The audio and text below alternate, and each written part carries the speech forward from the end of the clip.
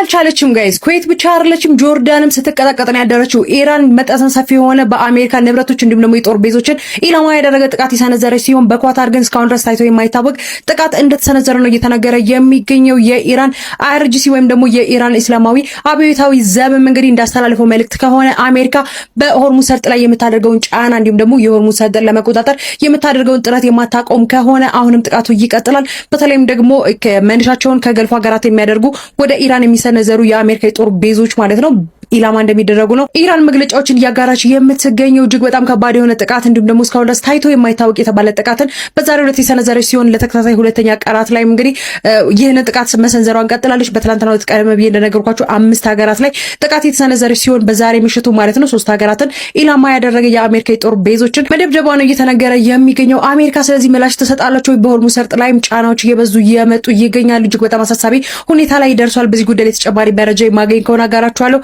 የፕላስ ምልክቱን ታዲያ መጫወታችሁን አትርሱ። መልካም ቆይታ ይሆንላችሁ።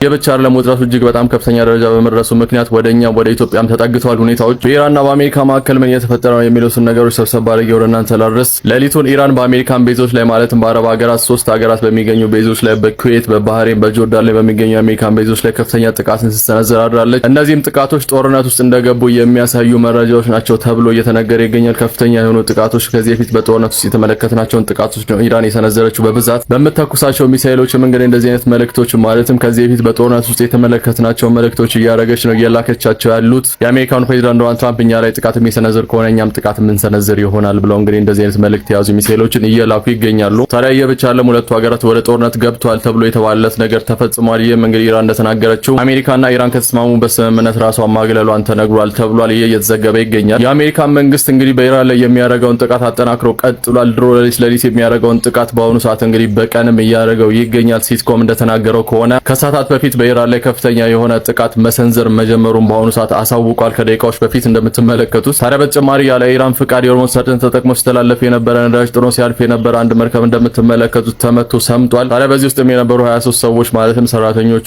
ሬስኪው እንደተደረጉና በመልካም ሁኔታ ላይ እንደሚገኙ ተነግሯል። ነገር ግን እንደምትመለከቱት መርከቡ በባህሩ ሰምጧል። ኢራን ጥቃት ምክንያትም በተባበሩት አረብ ኤሚሬት ውስጥ የሚገኝ ከፍተኛ የሆነ የነዳጅ ዲፖ በኢራን ጥቃት ምክንያት ስራውን ሙሉ ለሙሉ ማቆሙና መዘጋቱን በአሁኑ ሰዓት ተነግሯል። ይህም እንግዲህ በዓለማችን የነዳጅ ዋጋ ላይ እጅግ በጣም ከፍተኛ የሆነ ልዩነትን ያመጣል። የብቻ አይደለም ውጥረቱ እጅግ በጣም ከፍተኛ ደረጃ በመድረሱ ምክንያት ወደኛ ወደ ኢትዮጵያም ተጠግተዋል ሁኔታዎች። የኢራን ሚዲያዎችም እንደምትመለከቱ እየዘገቡት እንዳለው ከሆነ ሌላኛው የነዳጅ መተላለፊያ መንገድ የሆነውን በቀይ ባህር ላይ የሚገኘውን ባቤል መንደብም ሊዘጋ እንደሚችል ከአሁኑ ሰዓት ጀምሮ ማስጠንቀቂያ እየሰጡ ይገኛሉ። በዚህም ምክንያት የዓለማችን የነዳጅ ዋጋ ጣሪያ ይነካል ሲሉ እንግዲህ እየተናገሩ ይገኛሉ ኢራናውያን። እናም ሁኔታዎች ሁሉ እንደሚያመለክቱት ከሆነ ምንም ነገር መሀል ላይ ካልተፈጠረ ሁለቱ ሀገራት ከእንደገና ወደ አዲስ ወደ ሆነ ጦርነት ድጋሚ እየገቡ እንደሆነ ብዙዎች መረጃዎች ያሳያሉ። ገላጋይ ሀገርም ጠፍቷል። በሁለቱ ሀገራት መካከል ውጥረቶች እጅግ በጣም ከፍተኛ ደረጃ ላይ ደርሷል። በተጨማሪም በሳውዲ አረቢያና በሁቲ መካከል ያለው ውጥረትም እጅግ በጣም ከፍተኛ ደረጃ ላይ ደርሷል። ሁቲም እንደተናገረው ከሆነ የሳውዲ አረቢያን የአየር ክልል አትጠቀሙ፣ ጥቃት ሊደርስባችሁ ይችላል ሲል እንግዲህ እሱ ማስጠንቀቂያውን አውጥቷል በትናንትናው ዕለት። የአውሮፓ የአየር መንገድ ደህንነትም እንደተናገረው ከሆነ ያንን አየር ክልል እንዳትጠቀሙ፣ በተለይ በአረብ ሀገራት የሚገኙና በሰላጤው የሚገኙ የአረብ ሀገራትን የአየር ክልሎች አትጠቀሙ ሲል እንግዲህ ማስጠንቀቂያውን አውጥቷል።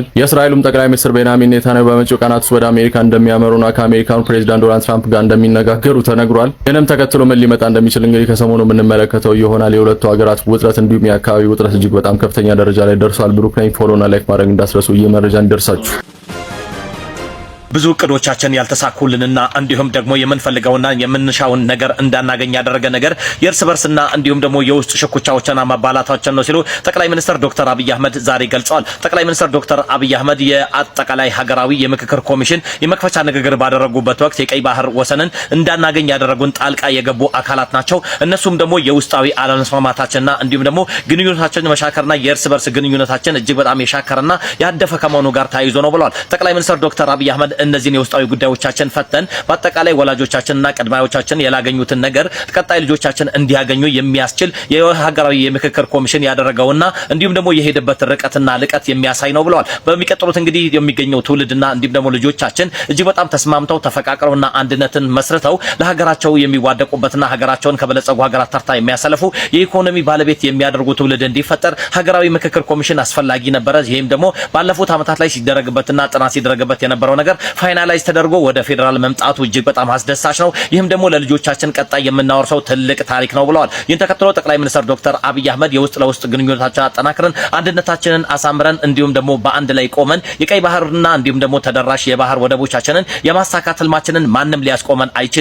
ነገር ግን ጣልቃ ገብነትን ደግሞ ማስቆም የምንችለው የእርስ በርስ መባላትና እንዲሁም ደግሞ በእርስ በርሳችን ቃታ መሳሳብን አቆመን ለሰላምና እንዲሁም ደግሞ ለአንድነት አብረን ስንቆም ነው ሲሉ ሀሳቢያ ሰጥተዋል። ህወሓት ከአሜሪካ ከባድ ማስጠንቀቂያ ተሰጥቷታል። ወሳኝ መረጃ ነው፣ እስከ መጨረሻው አድምጡ። በቅድሚያ ግን ለጂምና ለአጫጭር ጉዞዎች የሚሆኑ ኢሚቴሽን ሌዘር ቦርሳዎች በ2700 ብር ከነጻ ዴሊቨሪ ጋር አቅርበንላችኋል። አሁኑኑ በመደወል እንድትገዙ ጋብዛችኋለሁ። አሜሪካ ለህወሓት ማስጠንቀቂያ ሰጥታለች። ዛሬ ወደ መቀሌ ያቀኑት በኢትዮጵያ የአሜሪካ አምባሳደር ኤርቪን ማሲንጋ ከህወሓት አመራሮች ጋር ወደ ፕሪቶሪያው እንዲመለሱ ማስጠንቀቂያ መስጠታቸው ተሰምቷል። ሰላም አውርዱ ተብለዋል። በዛሬው ዕለት እንግዲህ የአሜሪካው አምባሳደር ኤርቪን ትግራይ እንደሚገኝ የሚታወቅ ነው። በመቀሌ የሚገኘው ህወሓት በርካታ ሁኔታ ላይ እየተጨነቀ ይገኛል። በመቀሌ የሚገኘው የህወሓት ታጣቂዎችና እንዲሁም ደግሞ አመራሮች በከፍተኛ ሁኔታ ላይ ከአሜሪካው አምባሳደር ማርሲን ኤርቪን ጋር በተደረገ ውይይት አድርገዋል። በውይይታቸውም ደግሞ ኤርቪን ማሲንጋ እንደተናገሩት ከሆነ ህወሓት አሁን ላይ ከትጥቅ ትግል በበለጠ በጠረጴዛ ዙሪያ ላይ ቢያደርግ ነገራቶችን ማቅለል እንደሚቻልና አሜሪካም ለዚህ መለሳለስና እንዲሁም ደግሞ ለሰላም ስምምነቱ አስፈላጊውን ድጋፍ እንደምታረግ ጠቅሰውላቸዋል። የህወሓት አመራሮች ግን አሁንም ቢሆን በእምቢተኝነትና እንዲሁም ደግሞ በእብሪተኝነት ጦርነት የሚያዘምቱ ከሆነ ለትግራይ ክልልም ሆነ ለራሳቸውም ጥሩ ነገር እንደማይገጥምና አሜሪካን በዚህ ጉዳይ ላይ ያላሰለሰ ጥረት በማድረግ ከኢትዮጵያ መንግስት ጋር እንደምትሆን መግለጻቸውን ሚዲያቸው ገልጿል። ይህን ተከትሎ የአሜሪካው አምባሳደርና እንዲሁም ደግሞ የህወሓት አመራሮች ዛሬ ባደረጉት ውይይት ህወሓት ሙሉ በሙሉ ትጥቁን አውጥቶ የፕሪቶሪያው ስምምነትን እንዲያከብርና አሜሪካም የሚሰጣቸውን ተልእኮችና በቀጠናው የሚፈጠረውን ሰላም ለማስፈን በከፍተኛ ሁኔታ ላይ እንዲሰራ ምክር ሀሳባቸውን ቢያቀርቡም አሁን ግን ህወሓት አንዴ እሺ አንዴ እምቢ እያለ ተባበራና ተባ እያለ የሚያቀርባቸውን ሀሳቦች ግን እንዳልተዋጠላቸው አምባሳደሩ በዛሬው ዕለት ገልጸዋል። በሌላ በኩል ሀገራዊ ምክክር ኮሚሽን በሀገሪቱ ውስጥ የሚገኙትን ሁሉንም ብሔር ብሔረሰቦችን ያካተተና ሁሉንም ህዝቦች ተጠቃሚ የሚያደርግ እንግዲህ ኮሚሽኑን ልዩ የተባለ ስብሰባውን በአዲስ አበባ ጀምሯል። በዚህ በአዲስ አበባ ተጀመረው በዚህ ልዩ ስብሰባ ላይ ኮሚሽኑ በሚያወጣቸው ሌሎች መረጃዎችን ህገ መንግስት እስከመቀየርና እንዲሁም ደግሞ ማሻሻል እስከሚያደርጉ ከፍተኛ የተባሉ እንግዲህ ምክር ሀሳቦችን ያቀርባል ተብሎ ይጠበቃል። ሁሉም ብሔር ብሔረሰቦችና ክልሎች በአንድነትና እንዲሁም ደግሞ በአንድ መዋቅር ውስጥ ሆነው በኢትዮጵያዊነታቸው የሚያገኙትን ጥቅምን ያካተተና በሁሉም አካባቢዎች ሰላም እንዲሰፍና መከባበር መቻቻልና አብሮነት እንዲጎለበት የሁሉም እንግዲህ ክልሎች ጥያቄዎች በአንድነትና እንዲሁም ደግሞ በሁሉም እንግዲህ የኮሚሽኑ ተሳታፊዎች ላይ ጥያቄ ተነስቶ ከተወያዩባቸው በኋላ መፍትሄ የሚያገኙበትን ዘዴዎች መዘየዱን ኮሚሽኑ አሳውቋል። ኮሚሽኑ የኢትዮጵያን ህገ መንግስት እስከ ማርቀቅና እስከ ማሻሻል ድረስ የሚደርሱ አዋጆችን ከብልጽግና ፓርቲ አመራሮች ጋር በጋራ በመሆን ያጸድቃል ተብሎ ይጠበቃል። በሌላ በኩል እንግዲህ የሞባይል ስርቆትን ለመፈጸም በሚል የሰው ህይወት መጥፋቱን የአዲስ አበባ ፖሊስ አሳውቋል። በአዲስ አበባ በቦሌ ቡልቡላ አቦ መሻገሪያ ድልድይ ላይ የአንድ ግለሰብ ህይወት ሞባይል በሚነጥቁ ግለሰቦች ላይ ህይወቱ መነጠቁና በጩቤ ደረቱ ተወክቶ መገደሉን ጭምር የአዲስ አበባ ፖሊስ አሳውቋል። ስለዚህ የአዲስ አበባ ከተማ ነዋሪዎች እባካችሁ ሰዓት እላፊ ለብቻችሁ አትንቀሳቀሱ፣ ሰዓት እላፊ ስትንቀሳቀሱ ከሰው ጋር ካልሆነ በስተቀር ብቻችሁን አለመሆናችሁን ማረጋገጥ መቻል እንዳለባችሁም ፖሊስ አሳውቋል። በቦሌ ክፍለ ከተማ ወረዳ 12 ሰኔ 28 የተፈጸመ ወንጀል ስለመሆኑና ተጠርጣሪዎችንም በቁጥጥር ስር አውሮ ምርመራ መጀመሩን የአዲስ አበባ ፖሊስ አሳውቋል። መልካም ጊዜ።